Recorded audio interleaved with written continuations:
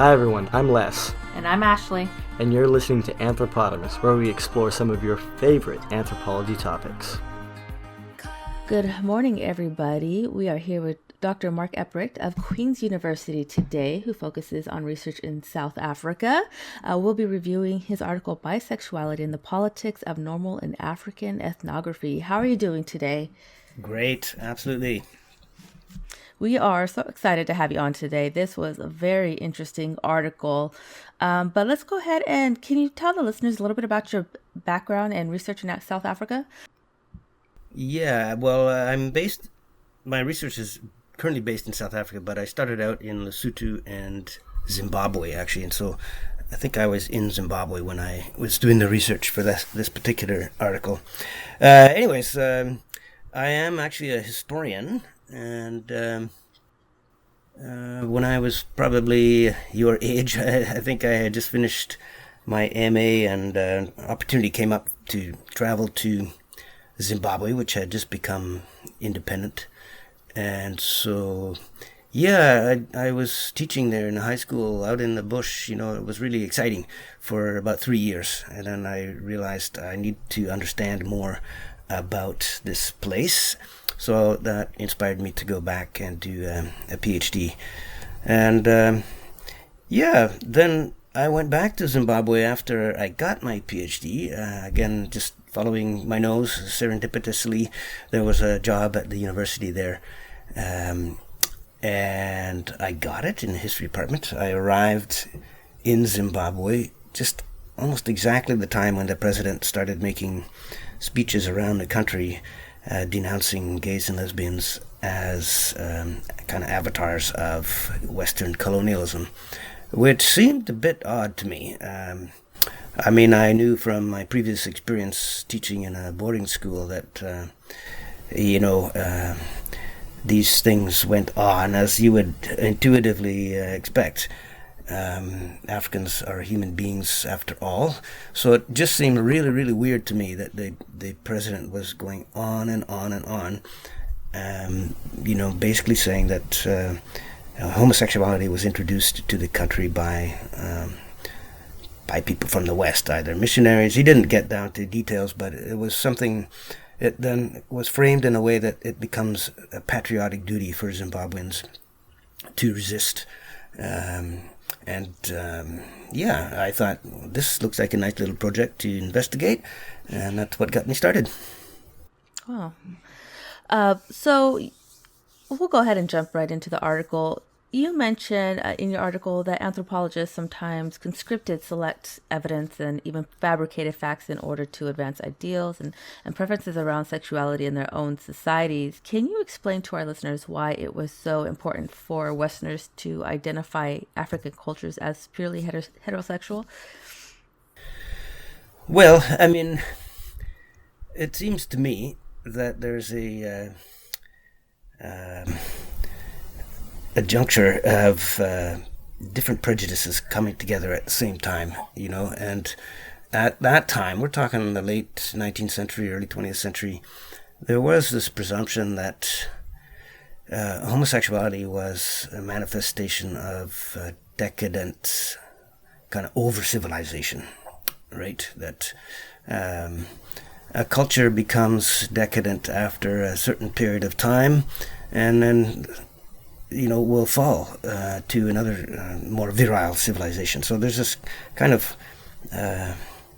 gender ideology that is superimposed on kind of the march of history, right? So people would point to the fall of Rome, say they started out as a really virile warrior nation and became this great empire, but then became a decadent, self-indulgent, over-luxurious, and one aspect of that was to allow for sexual, using the language of the time, deviance, and that led to the loss of this civilizational virility, and the Huns and Goths and all those barbarians came in and overthrew it. So there's that kind of stereotype of homosexuality as a weakening factor in masculinity. And then there's also this stereotype of Africa as a place that is uncivilized, right? And there's this need to believe that Africans needed white folks to come and, teach them how to be real people, and also to protect them. So in the hierarchy of the racist beliefs of the time, the Africans were kind of at the bottom, whereas Northern Europeans were at the top. And Southern Europeans, like the Portuguese, a bit, dubious. And then people from the Middle East or Asia were regarded as being sort of semi-civilized. And also prone, because the semi-civilization and a bit of decadence, they had a tendency to be tolerant towards homosexuality. So there is this, confluence of prejudices that come together to partly, this is one of many things to justify colonialism, but to protect Africans from the corrupting influence of the Arabs, or mainly the Arabs in the Africa case, or Turks, So, I mean, the article is basically, anthropologists coming in, observing, this culture and completely ignoring or making up excuses for the homosexual acts, which I find, I guess I understand it. We're considering the time period we're talking about, but at the same time, I'm just like, how do you completely ignore this complete section of their culture to justify your own beliefs? I find rather amazing, but I guess at the same time not very surprising. Yeah, well, I mean, so here, I'm obviously, for the purposes of this interview, I'm grossly overgeneralizing and simplifying. But I think it's fair to say that most African cultures, they didn't have a category of out gay, and, talking about any sexuality was kind of a taboo thing, right? So it's not something that was really out there that a visitor would come and see. So it required some probing and trust on the side of the people who were being interviewed or observed. And so unless you really specifically are asking for it and looking for it, it would be difficult to see a no in most cases. Okay. So I would think, though, that if you're there long enough, if you were there long enough observing and living among them for extended period of times, you would eventually come across homosexual acts and couples. And in cases where they did, can you tell our listeners how they would explain that to keep their heterosexual narrative? Right. Well, in most cases, they wouldn't bother. They would see it as such an outlier that it wasn't worth discussing. Or if they did, they'd put it in maybe a footnote, or, in my research, often I would find an entire book of 300 pages, whatever, and there might be one sentence. So downplaying its significance, or simply not mentioning it at all. In cases where it was kind of hard to ignore, then, there would be rationalizations, and the main one, as I've mentioned, is the influence of corrupting forces from outside. So, for example, now we're moving ahead in time here, but I remember the very first book, now was it an anthropologist? I think it was, writing about prisons. And this, we're talking 1969, if you can believe it. This is the first monograph that talks about homosexual relations in prisons among men, which shows you, prisons were there for long before, and there were same-sex relations long before, but no one actually wrote about it until 1969. So, these are, from the point of view of the colonial governments, and post-colonial, there's a lot of continuity actually, but this was somewhat embarrassing. You're coming to the country to civilize it, so-called, and then you have these behaviors appearing. So it's like, no, that's a contradiction. Things are supposed to be getting better for people, right? And they're becoming more moral, they're becoming more civilized up to a certain level. So when you have these behaviors happening, it's kind of something that is preferred to be hush-hushed. Anyways, going back to that case of the monograph on prisons, so the way they explained it there, and that was in Uganda. So yeah, they have this category of kind of real Africans, so the people of Uganda, and then there were Somalis and Swahili people, which they had a different category. They're more influenced by the Middle East culture. And so the rationalization was, well, Ugandans were being corrupted by these non-Ugandan black people. And so, yeah, that was a typical way of explaining it. I actually have something that you touched on just now that I thought was very interesting, and that's the contradiction of needing of the Europeans doing studies, needing Africans to be closer to nature and thus not be interested in homosexuality or anything like that, but also trying to develop them and become more civilized, which then is going to lead to this decadence. That whole that area of contradiction just struck me as it's almost funny, to be honest, because what were your thoughts on that particular contradiction while you were doing the study?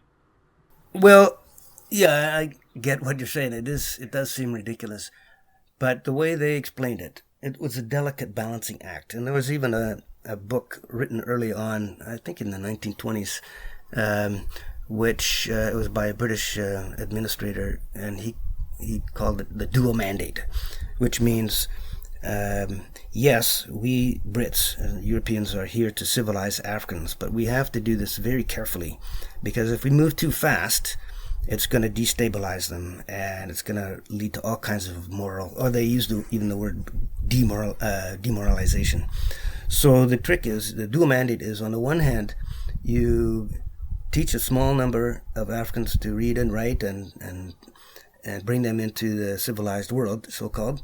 But the majority population, you need to keep in a kind of traditional way of life. You keep their chiefs, keep their customs with the, those that are kind of abhorrent, like the murder of twins kind of thing. Those things were repressed. But otherwise, the majority of Africans could keep their traditional way of life. So that's the balancing act. Don't move too fast on the road to civilization. And if you do, then all kinds of trouble comes into play. It sounds very much like a half measure to me. Yeah, well, obviously, this whole thing is it's a fantasy, right? That you can rule over another group of people for extended periods of time and deny them justice and abuse them and all that, and think you're doing a good thing, right? And that you're bringing Christianity, you're bringing this and that. So it was a fantasy, identities. Okay. And then also, in your opinion, what do you think was the final push that changed the anthropological perspective regarding homosexuality in Africa? Well, I think anthropologists began to think more critically about the discipline in probably the late 60s and 70s, and just to reflect on their own role as, handmaidens of colonialism's really, and to bring in a sharp self-critique and look at methods and assumptions that aligned very closely with the colonial project, and to distance themselves from that. And so really it's pretty well in the 70s that anthropologists begin to just look a lot closer at this particular blind spot. Les, do you have any other questions? Well, most of my questions, as usual, were answered during the rest of your explanation. So I don't want to double track over too many things here. No, I guess for now, that would be all I have. I would love to talk to you about this again in the future or another article. Sure. Yeah.